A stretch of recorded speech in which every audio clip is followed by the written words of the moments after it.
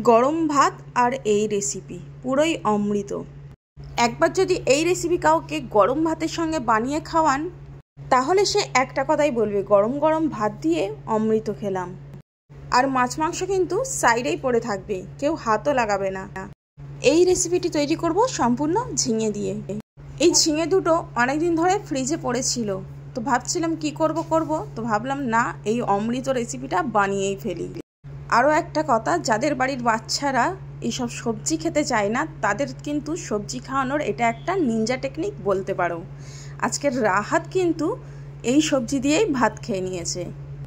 সর্বপ্রথম ঝিঙেকে খুব ভালোভাবে ছিলে নিয়েছি, তারপর এই রকম সাইজ করে কেটে আর এই রকম দেখো ফুল মতো করে নিয়েছি। তো একটা আমি করে দেখাচ্ছি, খুব ভালোভাবে দেখে নাও। এই রকম প্রথমে কাটতে হবে লম্বা লম্বা করে, তারপর এই রকমভাবে ফের উল্টো সাইড দিয়ে ফের আরেকবার কাটলেই কিন্তু ঝিঙের ফুল একদম রেডি হয়ে যাবে। তবে আবার যেন পুরো একদম নিচে পর্যন্ত কেটে ফেলতে যাবেন না, একটু অংশ বাদ রাখবেন, ঠিক যেমন আমি করেছি দেখুন। তারপর এর মধ্যে দিয়ে দিচ্ছি হাফ চা চামচ পরিমাণ নুন আর দিয়ে দিচ্ছি হাফ চা চামচ পরিমাণ চিনি। তারপর এইগুলোকে খুব ভালোভাবে মাখিয়ে 5 থেকে 10 মিনিটের জন্য এক সাইডে রেখে দেব। তারপর আমি এইদিকে একটা বোল নিয়ে নিয়েছি, তার মধ্যে দিয়ে দিয়েছি 1 কাপ পরিমাণ বেসন। তোমরা চাইলে এখানে ময়দা ইউজ করতে পারো, তবে ময়দাটা আমার কাছে অতটা ভালো লাগে না। তারপর দিয়ে দিয়েছি 2 চামচ পরিমাণ চালের গুঁড়ো, 1 চামচ পরিমাণ দিয়ে দিয়েছি পোস্ত দানা, হাফ চা চামচ পরিমাণ ধনিয়ার গুঁড়ো, সামান্য পরিমাণে হলদি, হাফ চামচ পরিমাণ লাল লঙ্কার গুঁড়ো, সামান্য পরিমাণে একটু চিনি দিয়েছি, আর দিয়ে দিয়েছি স্বাদ মতো লবণ আর হাফ চা চামচ পরিমাণ ভেজে রাখা জিরের গুঁড়ো। তারপর সমস্ত শুকনো উপকরণগুলোকে খুব ভালোভাবে আগে মিশিয়ে নিয়েছি। তারপর দেখো এখানে আমি একটু একটু করে পানি দিয়ে বেসনের ব্যাটারটা খুব ভালোভাবে রেডি করে নিয়েছি। ঠিক এই রকম একটা ঘন ব্যাটার তৈরি করে নিয়েছি। এইবার ওই যে ঝিঙেটা রেখেছিলাম, দেখো এই ঝিঙেটা দেখাচ্ছি, ঝিঙে থেকে কিন্তু অনেকটা পরিমাণে পানি বেরিয়েছে এই নুন আর চিনিটা দেওয়ার কারণে। তো এইবার আরও আমি ভালো করে পানিটা নিচটা একদম বের করে নেব। এইভাবে হাতের সাহায্যে, তোমরা দুটো হাত দিয়েও চিপে চিপে বের করতে পারো।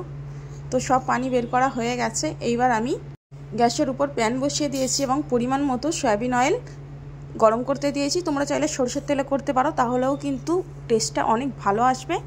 তারপর তেল গরম হয়ে গেলে একে একে সবগুলি ঝিঙের ফুল বেসনের ব্যাটারে ডুবিয়ে তেলের মধ্যে ছেড়ে দিয়েছি। তারপর কিন্তু বেশ অনেকটা সময় নিয়ে এগুলিকে ভেজে নিয়েছি, যাতে করে একদম ভিতর পর্যন্ত খুব ভালোভাবে সিদ্ধ হয়ে যায় আর বাইরে থেকে একদম ক্রিস্পি আর ক্রাঞ্চি হয়ে যায়। তো প্রায় 7 থেকে 8 মিনিট সময় নিয়ে আমি একদম মিডিয়াম ফ্লেমে এইগুলোকে ভেজে নিয়েছি। দেখো কালারটা কত সুন্দর এসছে, খুব সুন্দর আর সোনালি রঙের কালারটা কিন্তু চলে এসছে দেখো। তো এইভাবে একে একে আমি সমস্তগুলো ভেজে নিলাম আর একদম দেখো লাগছে যেন একদম রিয়েল ফুল। তারপর সবগুলো ভেজে নেওয়ার পর আমি উঠিয়ে নিয়েছি একটি প্লেটের মধ্যে। তোমরা চাইলে এটাকে গরম ভাতের সঙ্গেও সার্ভ করতে পারো, আবার সন্ধেবেলার স্ন্যাক্স হিসাবেও এটা সার্ভ করতে পারো। দারুণ লাগে খেতে। আর হ্যাঁ, বিশেষ করে বাচ্চারা কিন্তু যারা সবজি খায় না তারা অবশ্যই খাবে।